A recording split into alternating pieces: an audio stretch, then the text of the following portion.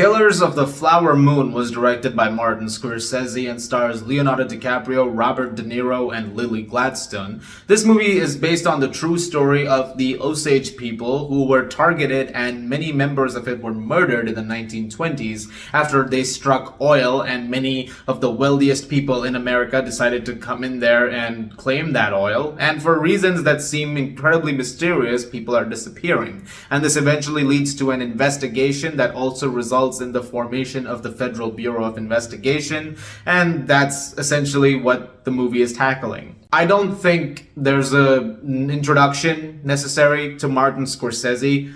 Like, at this point of time, it's very well known that this is one of the greatest directors of all time. Every time a Martin Scorsese picture is about to release, it's a matter of great interest and intrigue because you're very interested in seeing what he has done in his new project. And every single time that I've seen a Martin Scorsese movie, I've always felt like this is a man who truly just understands what it is to take someone, an audience member, and really immerse them in the world and connect with the story that he's telling. That doesn't always mean emotionally connecting with it, but just sort of understanding the characters. I mean that in the sense of something like, say, The Wolf of Wall Street. Like, this is not a movie where you're supposed to relate to the character, but at the same time, you're sort of invested in the story and you're understanding the perspective that he's leading with. With Killers of the Flower Moon, this is a movie that is a very difficult story to pull off because it's something that affects people that are very much still with us, the Osage Nation, and it's a movie you want to tell in the most respectful way while acknowledging just the brutality of that story. And so it becomes a very delicate project to handle. But then again, this is Martin Scorsese, a man who understands just that idea of telling that story in the most respectful way. And I think he did a great job in that sense. I mean, that's not a surprise to hear. These are things that will not come as a shock to anybody. He directed the absolute bejesus out of this movie. This is a fantastic film, and I would honestly go as far as to say it's a masterpiece. The story that's taking place in this happened almost 100 years ago, and yet despite the ramifications of it, they seem like they're still seeped in today. And it's directed in such a way that you can't help but absolutely be devastated by what Scorsese is showing on screen. And at the center of it are these three players, DiCaprio, De Niro, and Gladstone. Now, obviously, DiCaprio and De Niro are great actors. Me telling you that they've done a great job in this movie, it doesn't mean anything anymore. You obviously know that they did a great job. But I will say this. If you had to tell me that there is somebody who acts both of them under the table in this, now there's the surprise. And that person is Lily Gladstone. She is extraordinary in this movie.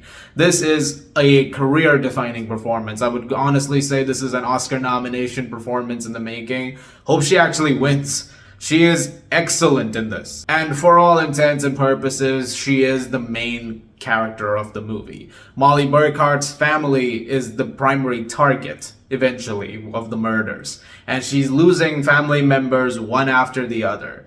And so you can see that toll it's taking on her. It's not necessarily, obviously, none of this is great. But she's losing some very close members, and the toll that it's taking on her as the movie goes on is heartbreaking. And the performance that comes from her is very difficult as a result of that.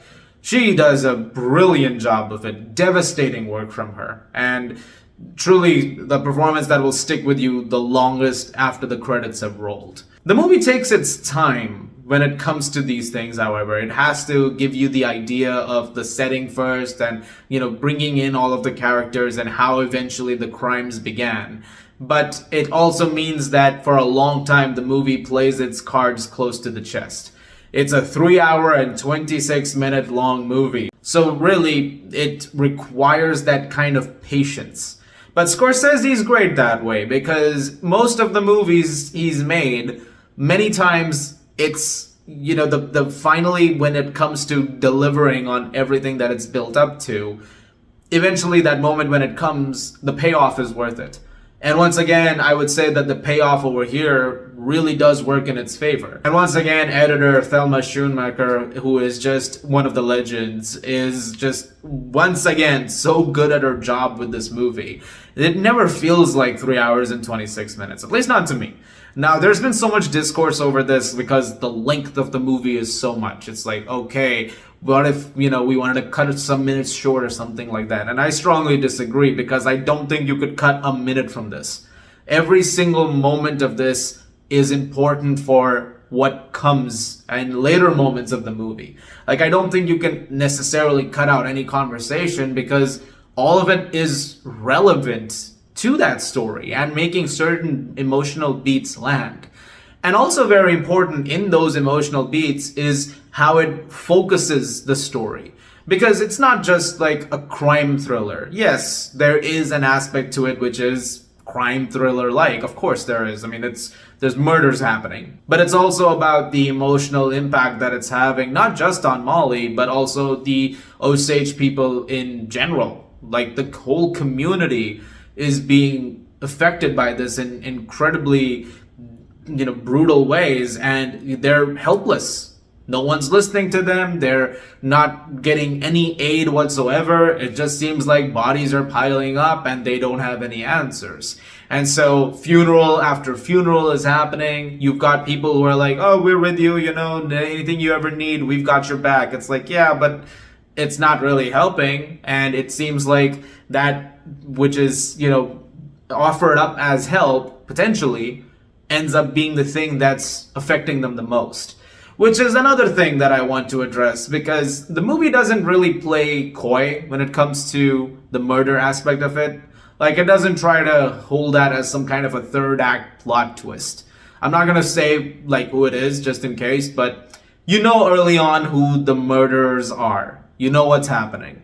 And so there's no such mystery to that. But then that's not what the movie is doing. I mentioned early on in the review, this was always about the perspective of the people being affected by this. And the movie's entire structure is built around that. Not the fact that it's trying to be a gotcha moment with, the killers were these people. Like, oh my God, you know who it is. So at that point of time, it's asking you to sort of understand the plight of the victims. And in that sense, the film is extremely powerful. That is where the movie succeeds. And so I don't necessarily think that, sort of giving away that aspect of it early on really disrupts the movie in any way. I don't know if that's a thing with everybody. I think the movie, as it's marketed in the trailers, is trying to market itself as something that is much more action-packed and intense, but it's not exactly action-packed and intense. The final hour is very, very quick, but the first 2/3 of it builds. It's going along. It is getting more and more tense, but don't expect like an action movie out of it. Also, something that I want to say about this movie is it is visually incredible. The production design over here, some of the special effects as well, the cinematography, gorgeous stuff. This is a $200 million movie that very much looks like every cent is on the screen. It's masterfully crafted. It has a great score by the now late Robbie Robertson, may he rest in peace. I saw this movie a week ago. Hasn't left me.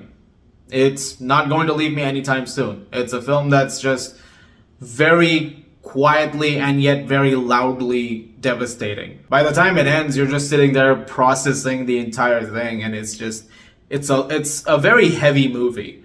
When I watched it, they actually said there's a bit of a time before you get to put a review up for it. And first I thought, well, there's already some reviews at a festival, I could talk about it now. But after seeing it, I feel like I needed more time, get the words right, get exactly what I wanted to say right. And so I'm glad that I had the time that I had and I could convey those thoughts to you accordingly. I loved Killers of the Flower Moon. It's one of my favorite movies of the year. And I highly recommend, of course, checking it out. And in theaters. Please, in theaters. Go see this movie. And continue to support the legend that is Martin Scorsese. I'm gonna give Killers of the Flower Moon a very well-deserved 10 out of 10. He just doesn't know how to miss. Like, that's just the best way I can talk about this guy. Guys, thank you very much for watching. Hope you guys check out the movie as well. Let me know what you guys think of it. As always, if you like this, please do subscribe. Thank you once again. And I will see you guys at the movies.